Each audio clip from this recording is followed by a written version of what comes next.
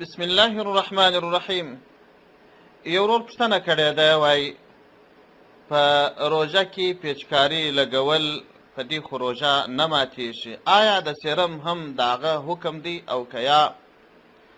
د دغه ورور د پوښتنې په جواب کې باید ووایم چې د فقه شریفې قواعد یې داسې دي چې یو څوک په روژه کې غذا حاصله کړي، یعنې دا چې غذا معدې ته یا دماغ ته ورسېږي د خولې یا د پزې د لارې څخه، روژه ماتېږي.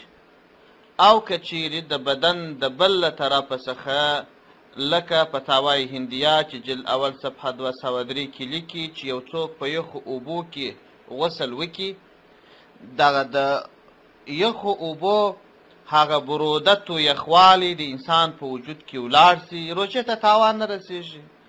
یا یو حیوان راسي د انسان په وجود کې زهر ایله کړي، یا ځینې داسې دواوې سته چې پر بدن باندې یې وموږې دننه هلته اټ کې کم درد یې هغه ارام کې اثرات یې د روغنو د لارې د کریمو د لارې او دا ځینې لوشنان یا یخې اوبه یا خپله د اوبو کولر چې د انسان په بدن کې منفذونه دي چې هر څومره سړی تږي کولر ته پرېوځي، دا د انسان اوبه بدن خپله په ځان کې اوبه جذبوي.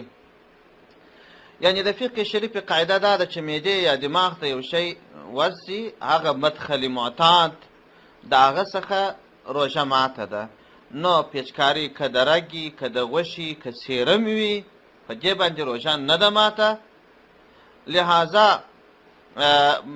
چې دغه د خبره د غذا ده، علماو دغه حکم کړی دی، خو بیا هم علما حضرات دا فرمایي چې سیرم یا بعضې پیچکاریانې چې خلک په عادت وي د هغو څخه ځان وساتل سي، احتیاط په دې کې دی. خو حکم دا دی د علماو تحقیق دا دی چې روژه نه ده ماته. والسلام علیکم ورحمة الله وبرکاته.